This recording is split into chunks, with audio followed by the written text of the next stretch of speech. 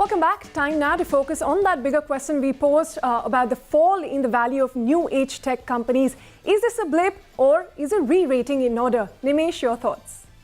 So I think the way to look at it is that we have to see the business fundamentals, right? I think you are seeing growth in numbers in terms of consumers, you are seeing growth in revenues, you're seeing growth in GMVs.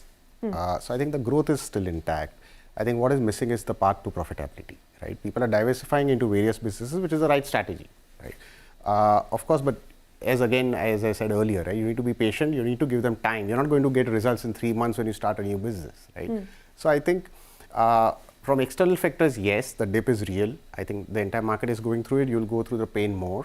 But I think as long as the founders focus on the business, focus on execution, I think it will come back, right? It's just a matter of time. We have a strong pipeline of companies, looking for IPOs, and what you're talking about in terms of growing customers, growing GMV, that we take that point. What's also growing at the same time is the customer acquisition cost, because post-COVID that has increased. True. Secondly, what the companies are lacking in is the kind of disclosures that they're making to, the investors. While private investors, by virtue of the kind of money that they have, they keep asking them for more details. But public investors know after a quarterly presentation, we don't have too much. So people are now scared. And there is no clear path to profitability as well. In fact, over the last 1 year, we have seen operational metrics deteriorate too. So should one stay out of these new age, new tech companies for the near term, given the volatility that we have and the underlying fundamentals deteriorating too as well? And are these IPOs being postponed? So, so there are multiple questions here. Yeah. So the first question, I think the founders should now more focus on being transparent and communicating the right story. Right? I think the same story that worked with the private equity guys may not work now with the public guys. Right? So I think that is one fundamental thing. And which is where you have to stress on execution, corporate governance, as I said, right? I think doing the right things. And business execution is of course the foremost now, because you already come to the second day test match of a test match, the lunch session, you still have a long way to go. You can't just say that, I'm done, I've IPO'd, I'm done. So I think there is still a long journey ahead. The next question was on IPOs coming in the future. So if you see any typical IPO cycle, right, you get the best of IPOs in the beginning. Now with that, liquidity comes through and then people start writing checks for any IPO that comes, right? So in that mode, you will see a lot of companies which are not able to raise money in the private markets, or not able to grow better. They also start coming into the funnel, right? So the bubble becomes a little larger, right? So I think some of the companies will face pain. The cycle always is there for around 2 years, if you see history, right? So I think you're almost at that cycle, end of that cycle. So I think some good companies will always get money, right? So the borderline ones will have to stretch it out.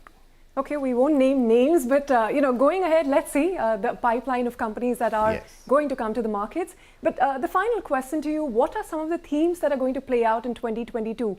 2021 was a big year for these startups. Many of them turned unicorns, many of them went public. What are the themes to watch out for this year? The budget has laid the agenda in terms of big capital expenditure. Sustainability is the name of the game. Even the government wants to finance its borrowings in green bonds. So what are some of the key themes investors should watch out for? So I think from the investor point of view, who is only here to make money, I think the key themes that will pan out this year would be SaaS is one important factor, which we have not seen too many come out of India yet. We have some of them which are now listed in the US, but we need to see something in India. And there are very good companies beyond the unicorn stage doing good job. I would say another one would be agri-tech, right? Agri-tech and health tech, I think, is something that we'll see play out this year. Because what you're seeing right now in health tech is largely distribution. You're not really seeing anything on the health tech side. So a lot of innovation will happen there. And last but not the least, I think one important factor which has been missed out in the entire rally, what we have seen is HR tech, right? HR tech is something, I think, a lot of white space. You'll see good companies come out of there. We had Naukri and Monsters years back, right? But nothing much has come out post that. But I think this is the year in which you'll see some good innovations coming there. Monster recently did raise funds, but just before we let you go, a quick one: should one move away from equities this year, given this sort of uncertainty? Are you looking at interest rate increases and then debt, gold, crypto? Are you looking at any of these alternate assets? So I'll stick to equities, right? And I would say that I think when there's fear in the market, I think it's the right time to get in. So I think the ideal way would be to do a monthly, write a single check monthly on a SIP basis. So you get through this entire downturn that you'll see for say 6 months, a year. You can never guess how long it will last. Right? So buy into the dip. but buy into the dip, but yeah, cautiously. Well, thanks a lot, Nimesh, for that, taking your time out and giving us the sane advice of staying put, staying the course with fundamentals. So that will really help us. And thank you, Ashish, as well, for taking the time out and giving us all your wisdom. Well, on that note, it's a goodbye from us from this first episode of the second season of Mad About Markets. But we'll see you here same time next week. Stay mad.